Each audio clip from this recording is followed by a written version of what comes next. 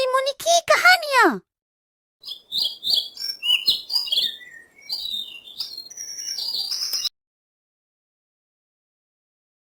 नाना जी हमें एक कहानियाँ सुनाओ ना। बच्चों, कौन सी कहानी सुनना पसंद करोगे तुम? आप कौन सी भी कहानियाँ सुना दीजिए। चलो बच्चों, आज मैं तुम्हें कहानी सुनाता हूँ। सोहनपुर गांव में रामलाल नाम का एक लकड़हारा रहता था।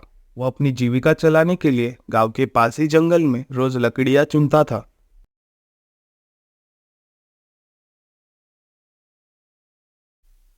अरे, आज तो इधर बहुत ही लकड़ियाँ हैं। इन्हें बेचकर आज मैं खूब पैसे कमा लूंगा और इससे मेरी आज की उपजीविका का प्रश्न भी छूट जाएगा। ऐसी ही लकड़ियां बेचकर उसका गुजारा चल रहा था। कुछ दिनों के बाद रामलाल की शादी हो गई। रामलाल की खुशी का कुछ ठिकाना न रहा। नसीब से उसको जितना मिल रहा था उसमें वो बहुत खुश था।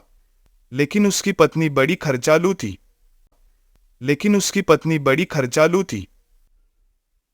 ए जी, सुनते हो क्या? मेरे पास सिर्फ 10 साड़ियाँ ही है। मुझे और साड़ियाँ चाहिए और थोड़े गहने भी चाहिए। ठीक है भगवान।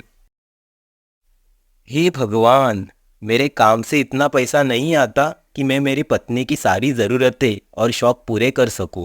उसके लिए तो मुझे और ज़्यादा पैसे कमाने पड़ेंगे। अपनी पत्नी की इच्छा पूरी करने के लिए रामलाल थोड़े और लकड़ियां बेचने लगा। किंतु इससे भी उसकी पत्नी की संतुष्टि नहीं हुई। वह रामलाल से हर दिन कुछ नया मांगने लगी और यदि वह उससे नहीं मिलता तो वह रामलाल से रूठ जाती थी। पर आप मुझको सुख सुविधा नहीं दे सकते तो आपने मुझसे शादी क्यों की? जब तक आप मुझे मेरी मनचाही वस्तु ला नहीं देते तब तक मैं आपसे बात नहीं करूंगी। भगवान, तुम मुझसे ऐसे ना रूठो। रामलाल अपने पत्नी से बहुत प्यार करता था, इसलिए उसकी नाराजगी वो बर्दाश्त नहीं कर पाता था। रामलाल ने ठान लिया कि अब वो ज्यादा लकड़ियां इकट्ठी करके बेचेगा ताकि उसकी पत्नी को रोज रोज पैसों की कमी न हो। पत्नी की इच्छा पूरी करने के लिए आज रामलाल घने जंगल तक गया और बहुत सारी लकड़ियां चुनकर बाजार में बेच दी। ज्यादा लकड़ियों के ज्यादा पैसे मिले। आज तो मुझे बहुत सारे पैसे मिल गए। आज तो मेरी पत्नी मुझसे बहुत खुश होगी।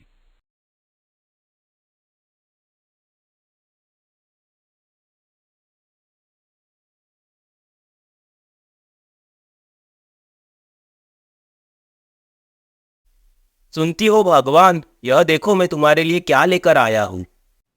अयो गंगा मैया, इतने सारे पैसे! इतने सारे पैसे देखकर रामलाल की पत्नी बहुत खुश हो गई और यह देखकर रामलाल भी बहुत खुश हुआ। अब रोज रामलाल ऐसे ही करने लगा। देखते ही देखते उसके मन में लालच इतना बढ़ गया कि उसने धीरे धीरे पेड़ काटने शुरू कर दिए। पेड़ काटने से और ज्यादा लकड़ियां हो जाती थी और उससे अधिक दाम मिलने लगा। लकड़हारा हर हफ्ते एक पेड़ काटता और लकड़ियां बेचकर मिलने वाले पैसे से अपनी पत्नी के शौक पूरे करता था। अब पैसा ज्यादा आ रहा था तो घर भी अच्छे से चल रहा था। धीरे धीरे रामलाल ने पैसों को जुए में लगाना शुरू कर दिया। क्या भाई, मुझसे खेलने को डर लग रहा है? वैसे भी मैं इस खेल का राजा हूँ। रामलाल, इतना घमंड भी मत करो अपने पैसों पर। अपनी मेहनत की कमाई को ऐसा जाया मत करो। ओ भाई, मुझे ज्ञान ना सिखाओ। पैसे हो तो खेलो, वरना निकल जाओ। ये लो, मैं 1 लाख रुपए लगाता हूँ। तुम में है क्या हिम्मत? ठीक है, लेकिन हार गए तो मुझे कुछ मत कहना। ह ह ह, लो मैं जीत गया। तुम्हारे सब पैसे हार गए। हे भगवान, ये क्या हो गया? मैं तो बर्बाद हो गया। अब मैं क्या करूंगा?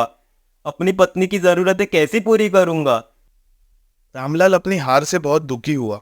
जुए के लत ने उसे बर्बाद कर दिया था। जुए में जितने रकम वो हारा था उस रकम को चुकाने के लिए रामलाल ने एक दो मोटे मोटे पेड़ काटने का फैसला लिया।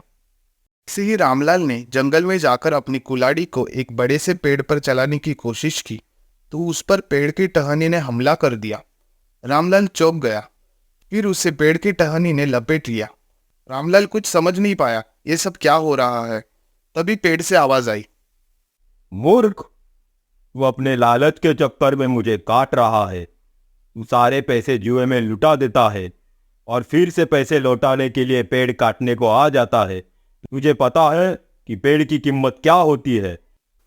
पेड़ की टहनी कुल्हाड़ी से रामलाल पर वार करने वाली थी कि वह गिड़गिड़ाने लगा। मुझसे गलती हुई है, लेकिन इसे सुधारने का मुझे एक मौका दे दो ना। अगर आप मुझे मार दोगे तो मेरी पत्नी का क्या होगा? वो अकेली पड़ जाएगी। आज से मैं किसी पेड़ को नहीं काटूंगा, मैं ये प्रण लेता हूँ।